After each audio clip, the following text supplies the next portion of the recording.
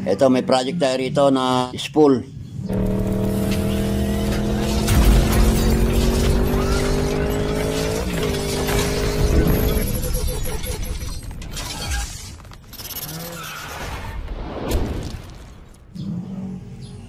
Bali DIY ito.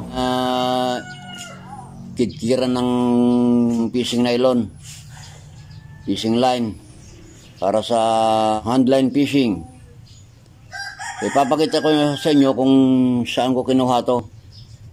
Bali patapon na sana to, pero naisip ko sayang, mahal kasi yung yung spool sa mga online.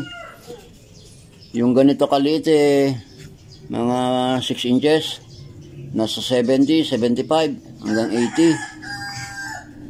Kaya naisip ko na gumawa na lang ng ganito. Nung nakita ko yung bagay na yon, sabi ko sa isip-isip ko, pwede to kaysa bumili ako ng bago. Para sa inyong kaalaman, ito yung ginawa kong ito. Ano to? Okay? Yan. See? Gulong siya ng bike na yung pambatang bike. Ito yung sa harap. Kinuha ko yung sa likod, mas maliit. Ginawa kong spool. So ito, gagawin pa natin spool to. Yan, papakita ko sa inyo kung paano ko ginawa. Mas malaki-laki to, mas maliit yung panglikod. Ayan maliit yung panglikod, malaki yung pangharap.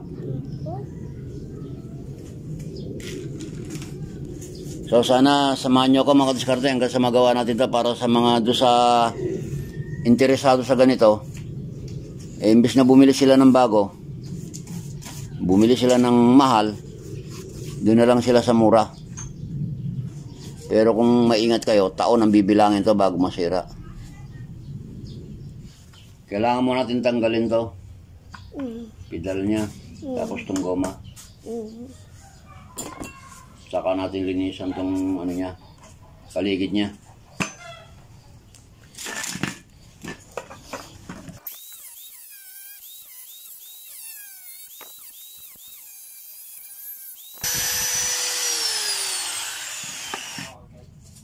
Uh, 225 by 17.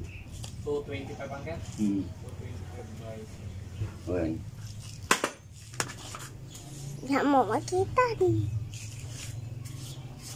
Pa.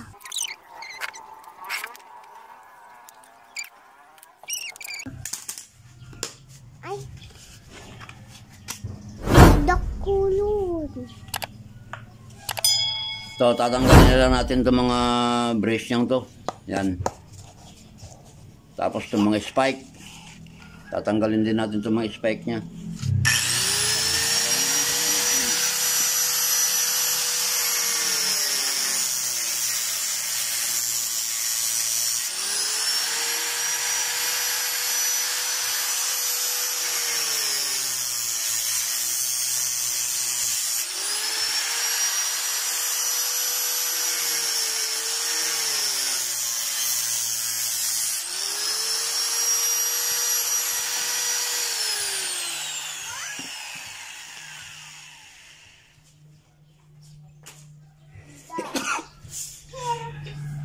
Pwede rin kayong gumamit ng talim ng lagaring bakal.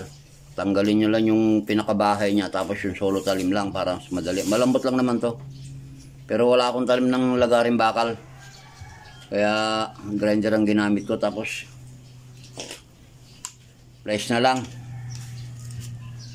Sana kaya.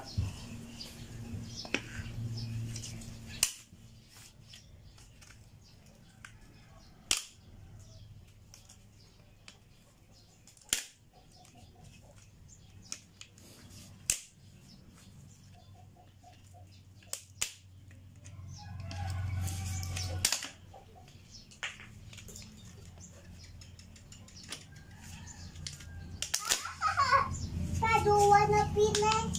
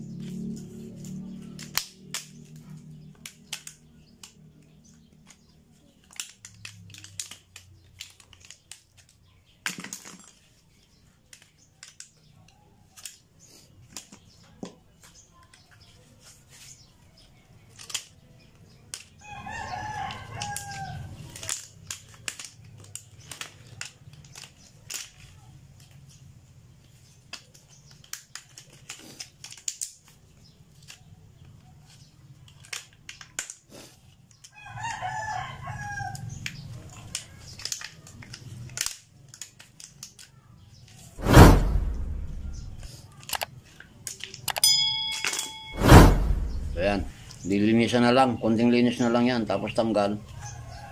Yun yun.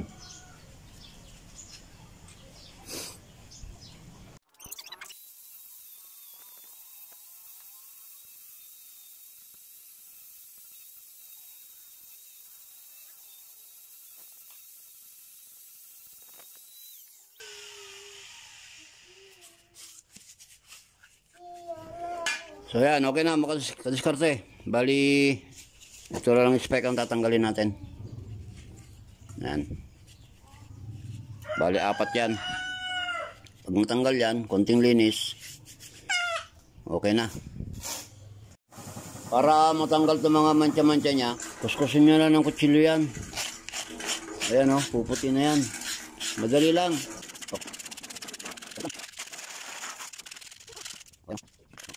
So yan, kadiskarte. May spool na tayo. Ba't pa tayo bibili?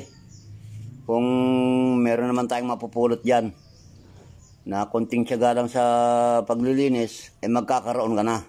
Yan, itong dalawang to, napulot ko lang talaga to. Dahil naisip ko na pwede pang pakinabangan. So yun. Tsaka isa pa, kaya naman ako nakaisip na gumawa ng ganito. Dahil dito, bumili ako ng nylon na ginamit ko pang tali doon sa bangka. Ang masaklap, wala na ako mapaglagyan ito. Yan. Hanggang sa magkabuhol-buhol na siya, oh. Pinaglaruan ng mga bata, wala na. Kung hahayaan ko itong ganito, sayang din. May gitsandaan bili ko sa rolyong to, isang rolyo na to. So mga kadiskarte, kung nagustuhan niyo yung video natin ngayon, please naman po paki-subscribe yung aking channel. At paki-pindot na rin yung bell notification para lagi kayong ma-update sa mga susunod pa natin mga videos. So, hanggang dito na lang. Maraming salamat. Bye-bye. God bless. At mabuhay po kayo.